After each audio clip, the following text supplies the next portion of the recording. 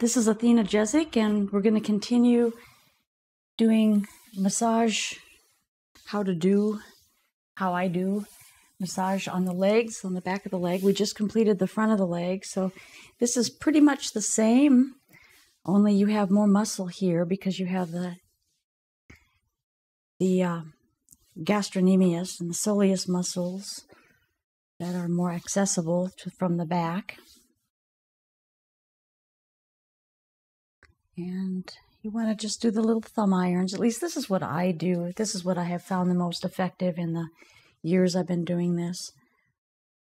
I just find a routine that works and work it over and over. And that way I know that I'm quite polished on it. And I'm able to get from origins to insertions. And my hands really do know what to feel for. So I would suggest, if you are a body worker, to get a routine for your massage.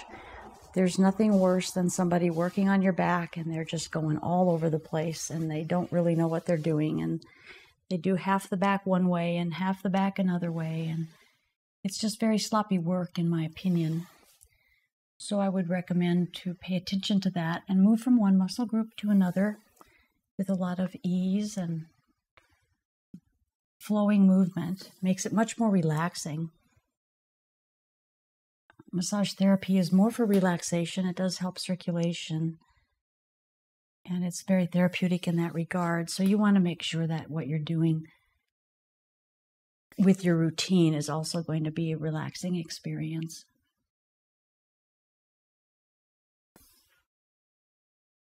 And we're going to do some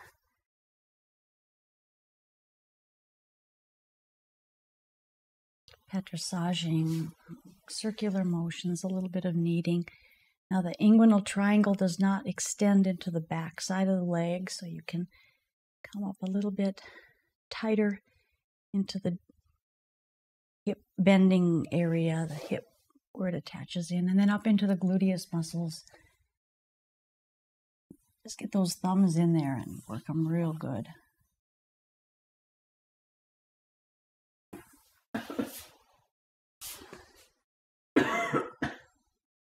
And a nice little pull on the leg as well. Now sometimes too we can bring the leg up and give a stretch on the quadricep, which is the front. And if I do that, I usually just take it up and lift the leg and give the hip a little motion this way and this way. And then also a stretch coming this direction and back down. Sometimes if they're real relaxed on the table, I don't move them very much. Sometimes if there's a little more conversation that goes on, massages really change from person to person, and sometimes things happen right before they come in that they need to vent and talk about. So when it's a little more active massage with more conversation, I'll tend to move the body a little more than if they're deep in relaxation and sleeping or in just a deep space, because I don't like to disturb them by moving the body. It's just a preference that I have. Most of them probably wouldn't notice, but I just choose to be a little quieter with them if they're sleeping or if they're deep. And then we do the same thing on the other leg.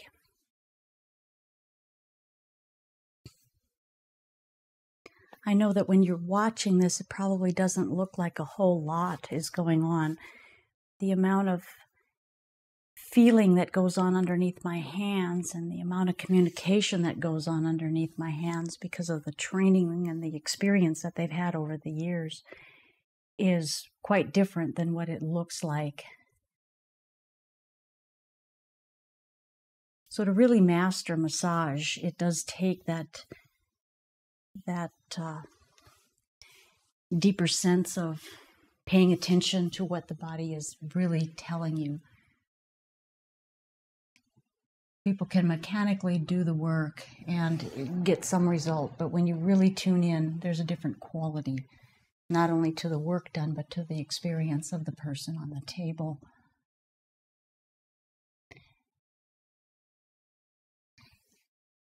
And just know, if you do think you're wanting to get into this kind of work, it does have quite a bit of demand on you physically. You have to position yourself well so as not to blow out your wrists or your hands. There's always a lot of sheets to wash. And after you get the routine down and you have a lot of people coming in, if you're not having a lot of fun exploring what the body is saying to you, it can become quite a boring job. Even though you may really love every person that comes in, it is work that's repeated, sometimes many times a day, which is another reason that it's nice to have extra tools, such as, in my case, lymphatic and craniosacral, because I can blend a little bit at times and make the work a little more interesting and personalize it a little bit more than if it's just a standard protocol to follow. Which is something I think medicine is in need of, is to personalize the therapy or personalize the treatment rather than make it a one-size-fits-all with medications or exercise or however it is, because everybody's a little different in the way their trauma happens and in the way their healing is going to happen. And some things just work better for some people than others. So to find that is where the true healers are going to shine, because otherwise it's just following a protocol that you've learned, which may or may not give good results. The other thing is you want results to happen fairly quickly. Okay, so with that, you take a look and stretch a little both legs. Oh, I'll do this little stretch here as well.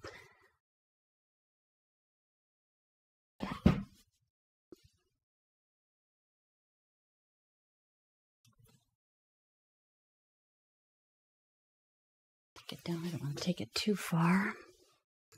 And it starts to, and there we are.